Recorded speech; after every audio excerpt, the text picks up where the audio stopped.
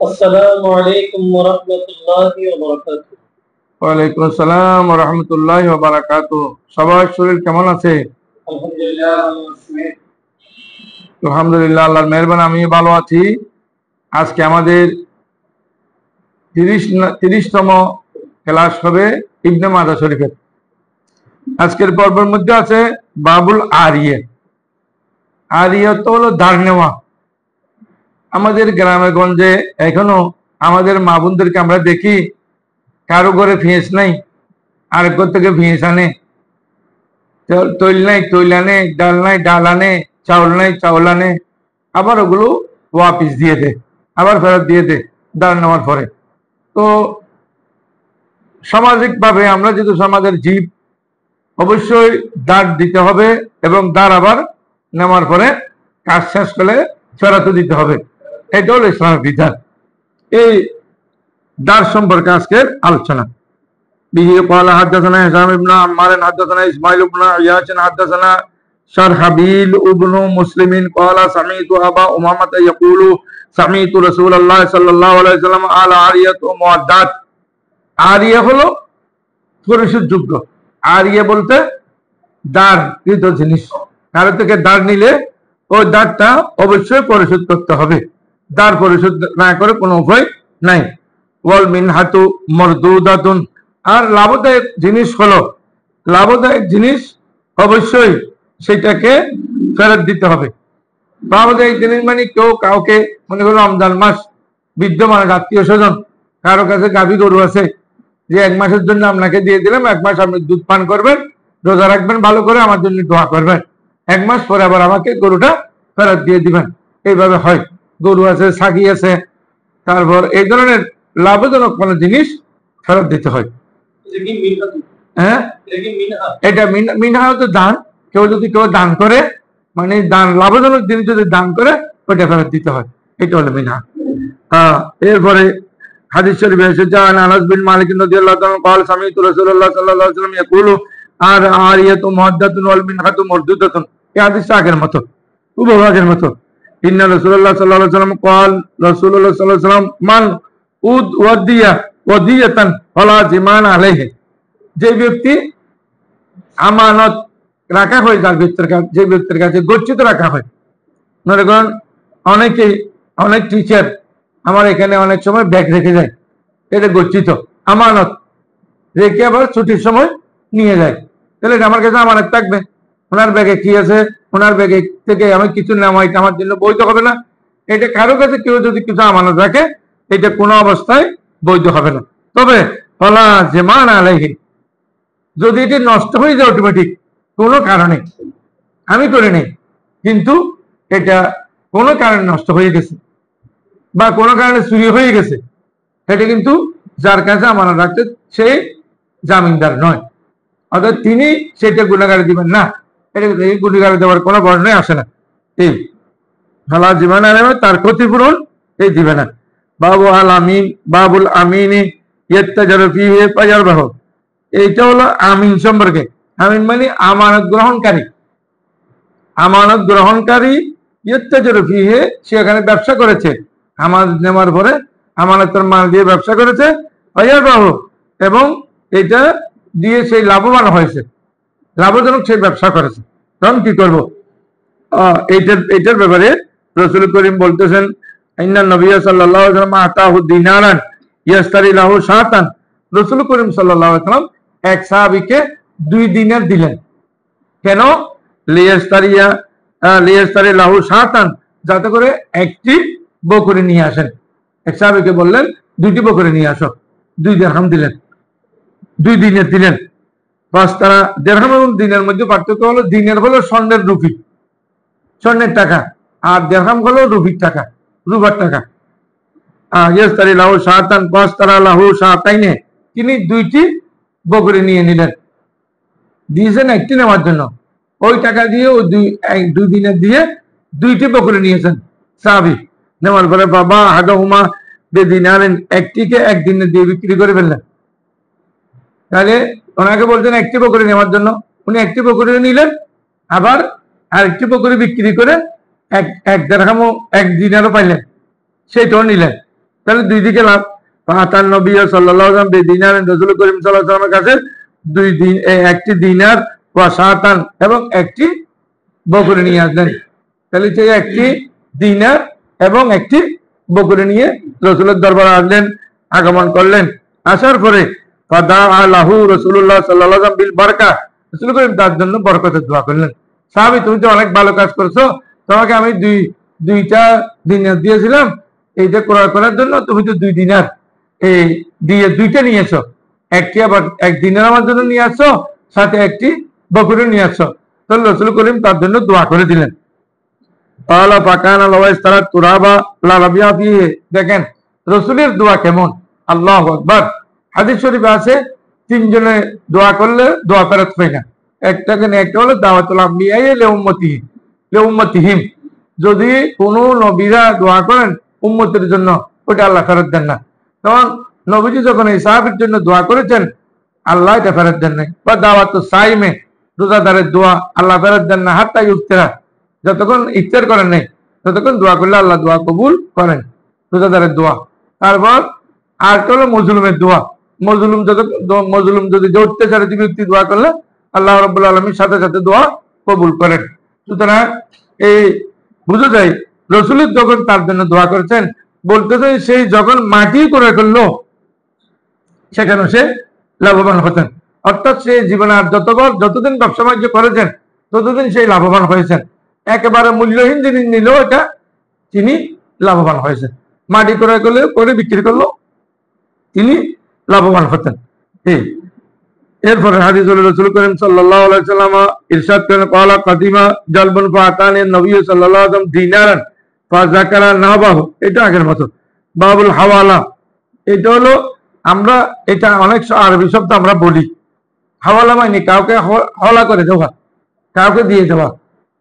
আমি এটা ওনাকে হাওলা করে দিলাম, কি যে আমার কাছে একটু কবুতর ছিল, এই কবুতরটা আমি অমুককে হাওলা করে দিলাম, ভালো করে ধরেন যাতে এটা চলে না যায়, উড়ে না যায়, হাওলা করা। এটা আমরা আরবিতেও, আরবি শব্দটা আমরা বাংলায় ব্যবহার করি, হাওলা করা। তো হাওলা কি? নবী রাদিয়াল্লাহু তাআলা قال রাসূলুল্লাহ সাল্লাল্লাহু আলাইহি ওয়াসাল্লাম মুতুল্লিল জানাই ইজা আত্তাবা আহাদুকুম আলা মিলিন ফালিয়াত্তাবা।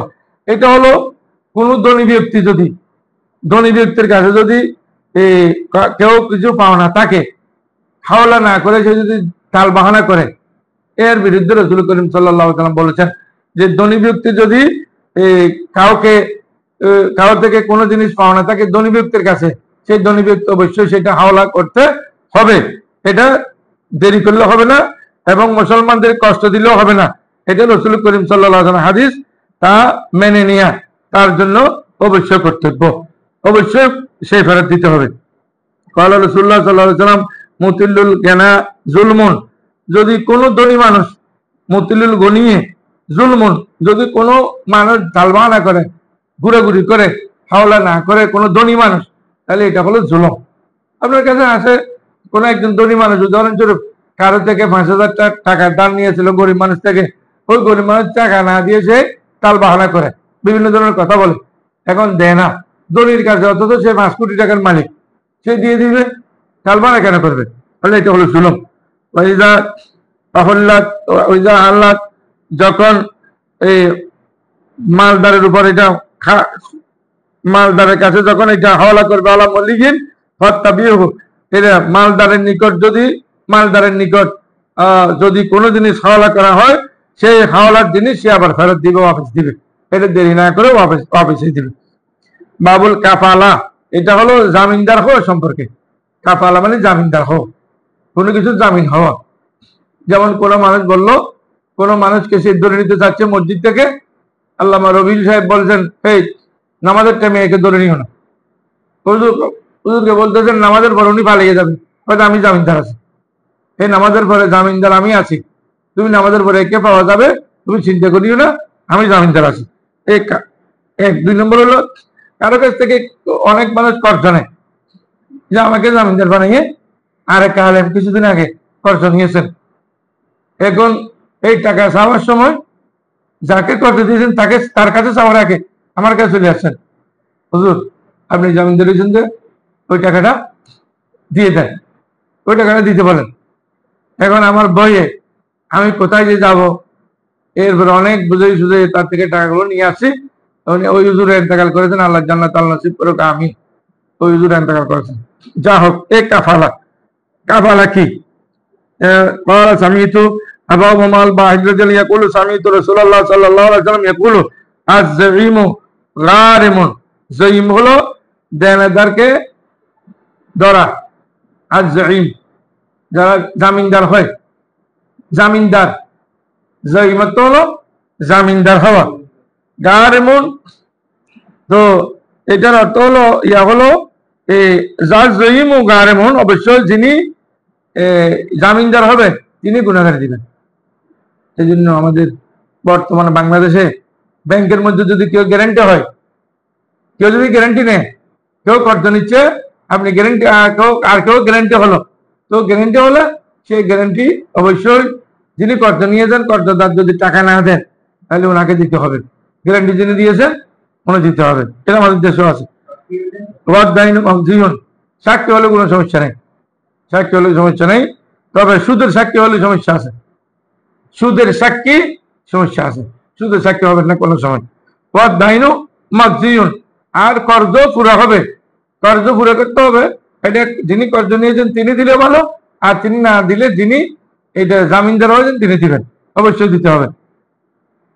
এরপর রাসূল করিম সাল্লাল্লাহু আলাইহি ওয়াসাল্লাম ইরশাদ করেন, ইন্না রাজুলান লাজিমা গরিমান, এক ব্যক্তি দেনাদারকে খুব ভালো করে ধরলেন।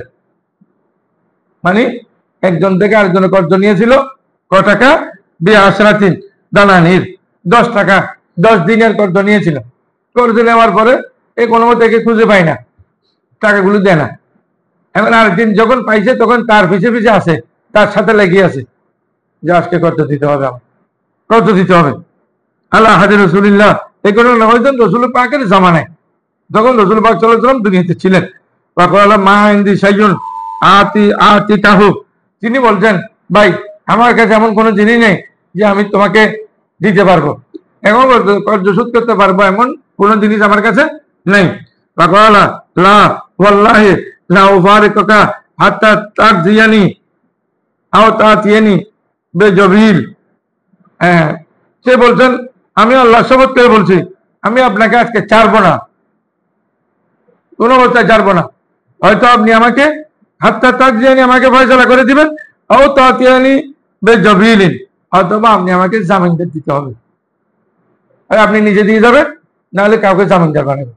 আমি আপনাকে খুঁজে পাই না, আপনি আমার টাকা দেন না, সুতরাং আমি আপনাকে আজকে ছাড়তে রাজি নই। ধরবো বলে করে ধরে রাখছেন, আমি ছাড়বো না আজকে। নবী সাল্লাল্লাহু আলাইহি ওয়াসাল্লাম ফাকাল লাহু নবী সাল্লাল্লাহু আলাইহি ওয়াসাল্লাম কাম তাস্তানজিরহু, তিনি আর দেরি না করে একে নিয়ে রাসূলের দরবারে চলে গেলেন। চলো রাসূল করিমের দরবারে চলে গেলেন।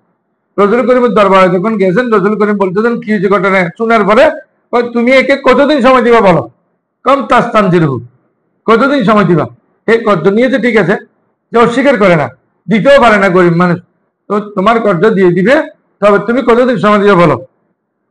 শাহরান, ইয়া রাসূলুল্লাহ 1 মাস সময় দিব, 1 মাস। রাসূলুল্লাহ সাল্লাল্লাহু আলাইহি ওয়াসাল্লাম ওয়ানা আমিলুল্লাহু, তুমি চিন্তা করো না, এটার জামিনদার আমি আছি। সুবহানাল্লাহ, রাসূল জামিনদার হয়ে গেছেন। ফাজাহু ফিল ওয়াক্তিল লাযী ক্বালা নবী সাল্লাল্লাহু আলাইহি ওয়াসাল্লাম, রাসূল করিম যে বলছেন 1 মাস সময় দিয়েছেন, ওই 1 মাসের মধ্যে তিনি টাকা নিয়ে চলে আসছেন।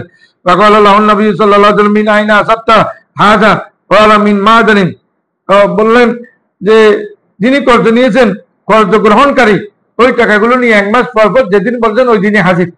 রাসূল করিম কিরে, রাসূল করিম বললেন কিরে তুমি এই টাকা কোথায় পেলা? তুমি দেখি কর্জ শোধ করার জন্য টাকা নিয়ে আসছো, টাকা কোথায় পেয়েছো? হুজুর আমি খনি থেকে পেয়েছি। খনি থেকে নিয়েছে, খনি। রাসূল বললেন এখানে কোনো কল্যাণ নেই। কোন খনি থেকে পাইছো, কার খনি থেকে পাইছো, কি পাইছো, এটার অনেক সময় খনি থেকে মাল পাইলে ওইটা রিয়া দিতে হয়, জাকাত দিতে হয়, তোমার এটা পরিশোধ করতে পারবে না। নবীজি তার পক্ষ থেকে রাসূল করিম এই কর্জটা শোধ করে দেবেন। আনহু, ওই কর্জ 10 দিনার রাসূল করিম তার পক্ষ থেকে দিয়ে দিলেন। সুবহানাল্লাহ। আমরা এই বাবটা একটু শেষ করি, তারপর ইনশাআল্লাহ। এরপর হাদিস হলো ইন্নান নবী সাল্লাল্লাহু আলাইহি ওয়াসাল্লাম আতা বিজানাজাতিন, রাসূল করিমের বা উতিয়া বিজানাজাতিন, রাসূল করিমের কাছে একটি জানাজা নিয়ে আসলেন। জানাজা নিয়ে আসার পরে ইলেকট্রিক চলে গেছে না, লা ইউসাল্লি আলাইহা, রাসূল করিমকে বললেন যে আপনি একটু জানাজার নামাজটা পড়াই দেন। ফাকালা সাল্লু আলা সাহিবিকুম, তোমরা তোমাদের বন্ধুর জানাজা বা তোমাদের সাথে যে জানাজা তোমরা পড়ো, ফাইন্না আলাইহি দাইনা, তার কাছে কর্জ আছে, কর্জ আছে। তাহলে বোঝা যায় যে কর্জ থাকলে এটা মাফ হবে না। এই জন্য রাসূল করিম সাল্লাল্লাহু আলাইহি ওয়াসাল্লাম বলে আমি জানাজা পড়াবো না, তোমরা পড়ো। আবু কাতাদা বলে না তাকাব্বালু বিহি, ইয়া রাসূলুল্লাহ, এইটার জামিনদার আমি হব, চিন্তার কিছু নাই, আমি জামিনদার হব। আল্লাহ নবী সাল্লাল্লাহু আলাইহি ওয়াসাল্লাম বিল ওয়াফায়ে, তুমি কি পরিপূর্ণ কর্জ দিয়ে দিবা এর পক্ষ থেকে? আল্লাহ বিল ওয়াফায়ে, আমি পরিপূর্ণ কর্জ দিয়ে দেব। ফাকান আল্লাযী আলাইহি সামানিয়াতা আশরা আও তিজাতা আশরা দিরহামান, তখন তার কাছে কর্জ ছিল 18 বা 19 দিনার। 18 বা 19 দিনের, এক দিনের কত আছে হাদিস শরীফে। কর্জ অনেক মারাত্মক জিনিস, কর্জ নিয়ে দুনিয়া থেকে গেলে আল্লাহ মাফ করেন না, বান্দার হক আল্লাহ মাফ করেন না। কেউ যদি 50,000 বার হজ করেছেন, বান্দার কর্জ দেয় নাই 10 টাকা, এই 50,000 বার হজের কারণে তার এটা মাফ হবে না। আল্লাহ রাব্বুল আলামিন আমাদেরকে হাদিস শরীফ অনুযায়ী আমল করার, আমাদের প্র্যাকটিক্যাল লাইফকে সুন্দর করার তৌফিক দান করুন, আমিন। ওয়া আখিরু দাওয়ানা আলহামদুলিল্লাহি রাব্বিল আলামিন। আসসালামু আলাইকুম ওয়া রাহমাতুল্লাহি ওয়া বারাকাতুহু। আসসালামু আলাইকুম ওয়া রাহমাতুল্লাহ।